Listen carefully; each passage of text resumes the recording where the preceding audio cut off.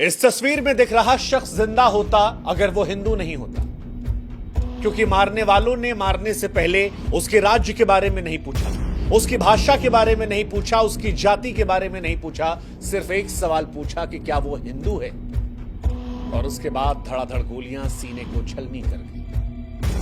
कोई दया नहीं, कोई रहम नहीं, सिर्फ एक सवाल था कि क्या तू हिंदू है, और जब जवाब मिला तो मौत का फैसला हो गया। जम्मू कश्मीर के पहलगाम में मंगलवार दोपहर करीब 3 बजे जो कुछ हुआ उसने इंसानियत को तार तार कर दिया, मानवता को शर्मसार कर दिया, भारत की एकता को लेकर सवाल खड़ा कर दिया, गंगा जमुनी तहजीब पर एक बड़ा सा क्वेश्चन मार्क खड़ा कर दिया। कश्मीर में 26 लोगों की मौत की पुष्टि हो गई है और यह आंकड़ा और बढ़ सकता है, लेकिन ये 26 लोगों की मौत किस तरह हुई है अगर ये आप जानेंगे तो यकीन मानिए आपकी रूह कांप जाएगी, इंसानियत से आपका विश्वास उठ जाएगा। गोली चलाने वाले टूरिस्टों के पास जाते हैं और उनसे कहते हैं कि अपनी पैंट को उतारो। वो देखना चाह रहे थे कि ये हिंदू है या मुसलमान, और जब कंफर्म हो गया तब गोली मार दी, पैंट उतरवाकर गोली मार दी गई। भारत में अक्सर हम गंगा जमुनी तहजीब की बात करते हैं, ये कहते हैं कि मजहब नहीं सिखाता हमें आपस में बैर रखना, लेकिन आज इस देश में बहुत सारे लोग ऐसे हैं जो ये सवाल पूछ रहे हैं कि गोली मारने वाले अगर किसी मजहब से नहीं थे तो मजहब पूछे गोली क्यों मारी। और बड़ा अफसोस हो रहा है हमें आज ये सवाल कहते हुए, क्योंकि जो ये सवाल पूछ रहे हैं उनकी बात को भी हम पूरी तरह नकार नहीं पा रहे।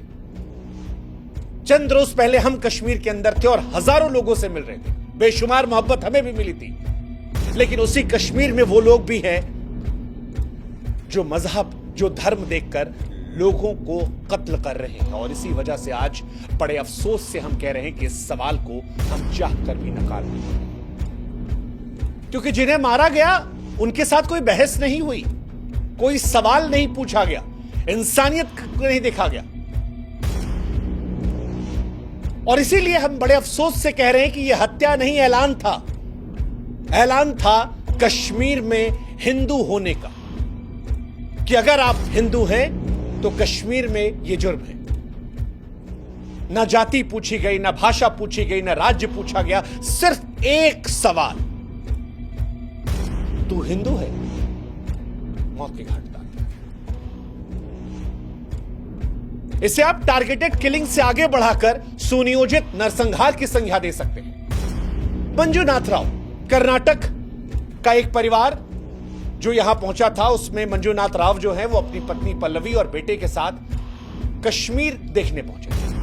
हम सबकी नजर में कश्मीर भारत का ताज है, कश्मीर वो स्थान है जो दुनिया में जन्नत की निगाहों से देखा जाता है, और शायद ये परिवार भी जन्नत देखने पहुंचा था, मगर इसे एहसास नहीं था कि हिंदू होकर जन्नत देखने जाना उसकी जिंदगी पर भारी पड़ सकता है। आतंकवादी पहुंचे, उससे नाम पूछा, पता लगा हिंदू है, अगले पल उसकी छाती पर गोलियां मार दी। उसकी पत्नी और बेटे की आंखों के सामने उसे गोलियां मार दी गई। पत्नी चीखती रही, चिल्लाती रही, ये कहती रही कि तुमने मेरे पति को मार डाला है, मुझे भी मार डाला। इसके बाद जवाब आता है कि नहीं, तुझे जिंदा रहना है, जा मोदी को बता दे। शब्द नहीं मेरे पास, शब्द नहीं है, आत्मा चीत्कार कर रही है। हम इस देश में दिन रात संविधान की दुहाई देते हैं। संविधान कहता है कि हम सब एक हैं, बराबर हैं, मगर आतंकवादियों का संविधान, वो कहता है कि हिंदू काफिर है, उसे सांस लेने का हक नहीं। वो कहता है कि अल्लाह का फरमान है कि हर काफिर का खून बहा दो। बांग्लादेश से बंगाल और कश्मीर तक मारने वाले भी वही, मरने वाले भी वही, और ये बड़े अफसोस के साथ कहना पड़ रहा है, बड़े अफसोस के साथ कहना पड़ रहा है। ऐसा नहीं कि इस आतंकवादी घटना के जरिए इस देश के हर मुसलमान को हम निशाना बना रहे हैं, लेकिन आज इस घटना का जो विरोध नहीं करेगा, सवाल उस पर उठेगा, क्योंकि आज ये हत्या मजहब की वजह से हुई है। ये लोग जिंदा होते अगर ये हिंदू नहीं होते। और इसीलिए आज हम इस देश के मुसलमानों से भी कहेंगे कि आप भी आइए, हमारी आवाज में आवाज मिलाइए और बताइए, कहिए चीख कर कि धर्म की वजह से जो हत्या की गई है, यह अल्लाह की इबादत नहीं हो सकती, ये मुसलमान नहीं हो सकता। कश्मीर की वादियां जो कभी फूलों की महक और शांति से महका करती थीं, अब हिंदुओं के लिए कसाई खाना बन गई हैं। कश्मीर में हिंदू होना मौत का फरमान है। एक नया जोड़ा शादी की खुशी, कश्मीर को जन्नत मांग कर आया, मैगी का स्वाद ले रहा था, भेलपुरी खा रहा था, लेकिन उसे क्या पता था कि उसके नाम की कब्र खुद जाएगी। और यह पहली बार नहीं है। द कश्मीर फाइल्स ने जब कश्मीरी पंडितों के घाव को कुरीदा था, तो उस फिल्म को इस्लामोफोबिक कहकर खारिज कर दिया गया था। कुछ तारीखों के हेरफेर को लेकर पूरी घटना को इंकार कर दिया गया था। लेकिन कश्मीर में आतंक का मजहबी खून इतिहास जानना जरूरी है, और आज वो इतिहास हम आपको बताएंगे। 1989 में टप्पू की हत्या, 1990 में रालेफ गालेफ और चालिफ का नारा, 2025 की ताजा लाशों की तस्वीरें। ऐसा लगता है कश्मीर में हिंदुओं के खून को बहाना रिवाज बन गया है। लश्कर से लेकर टीआरएफ, हिजबुल, सब ने सिर्फ और सिर्फ एक मजहब का खून पिया है, और वो है 1989 से ही कश्मीर हिंदुओं के लिए कब्रिस्तान बन गया है। जेकेएलएफ के बिट्टा कराटे ने 20 से 40 पंडितों को काटने पर गर्व किया। 1990 में सैकड़ों हिंदू मारे गए। लाखों हिंदू पंडित ऐसे थे जो अपनी जड़ें छोड़कर वहां चले गए।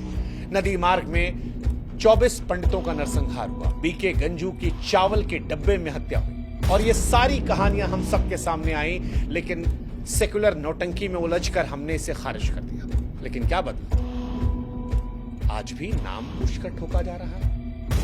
2022 में 150 पंडित कर्मचारी डरकर भाग गए थे। 2023 में संजय शर्मा मारे गए, और अब पहलगाम में पर्यटकों खत्म। अब नहीं तो कब कहेंगे कि यह नरसंहार नहीं है, यह हिंदुओं का सुनियोजित जनसंहार है। फरवरी 2019 के पुलवामा हमले में 47 जवान शहीद हुए थे, और उसके बाद यह अब तक का सबसे बड़ा घटनाक्रम है। आतंकवादियों ने एक बार फिर हिंदुओं को ही निशाना बनाया है, और यह संयोग नहीं, सुनियोजित साजिश है। दरअसल हिंदुओं का खून बहाना आतंकवादियों का शौक बन चुका है। न जाति, न भाषा, न राज्य, बस एक सवाल कि क्या तुम हिंदू हो? जवाब आया गोली। जिसने जवाब नहीं दिया उसकी पैंट उतार कर चेक कर लो।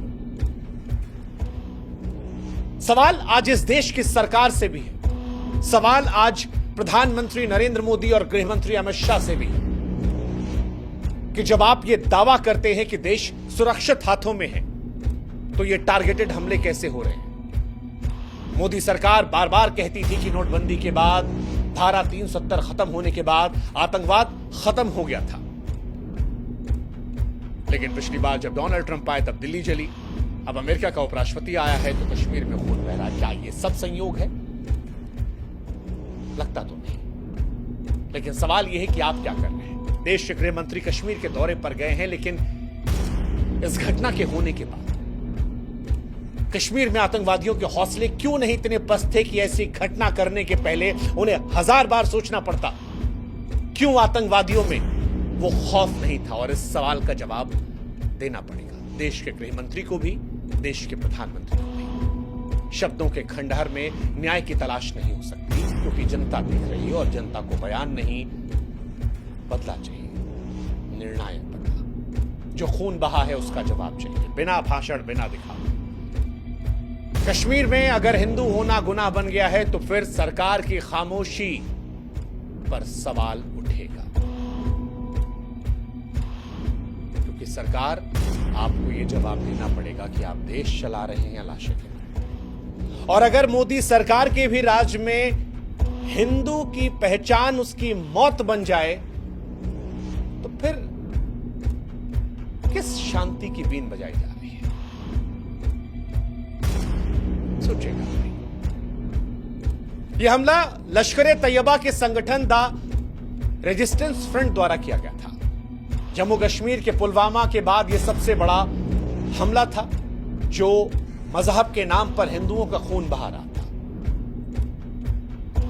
इन सब के बीच हम सब खामोशी से देख रहे थे। सड़कों पर हिंदुओं का लहू बह रहा था। पहलगाम का जो हमला है वो रूह कपाने वाला है। लेकिन अब बहुत हुआ और इस बात को खुलकर कहना होगा कि अब बस करो। अब निर्णायक लड़ाई लड़ो सरकार। और आप जो आज हमें सुन रहे हैं, जो चुप हैं वो भी दोषी हैं, जो डरते हैं बोलने से वो भी पहलगाम के इस खून में जिम्मेदार हैं। जो लोग आतंकवादियों की भाषा को विरोध समझते हैं, वक्त आ गया है कि उन्हें भी देशद्रोहियों की कोटि में डाला जाए। अब या तो बोलो और या इस बात का एहसास रखो कि आपकी चुप्पी का बोझ आपके बच्चों की लाशों को उठाने पर भी मजबूर कर सकता है। कश्मीर सिर्फ हिंदू का नहीं बल्कि भारत का मुकुट है और यह हमला भारत की अखंडता, भारत की एकता पर भी किया गया है। अब इस मुकुट पर खून के छींटे और बर्दाश्त नहीं, क्योंकि आतंकवाद एक ऐसा सांप है जो पूरी दुनिया को निगल जाएगा और उसे कुचलना जाना जरूरी है।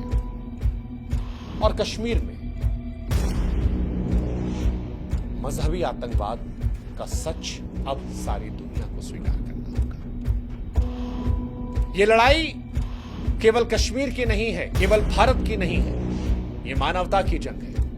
आतंकवादियों, उनके समर्थकों, सहानुभूति करने वालों को बेनकाब करना होगा।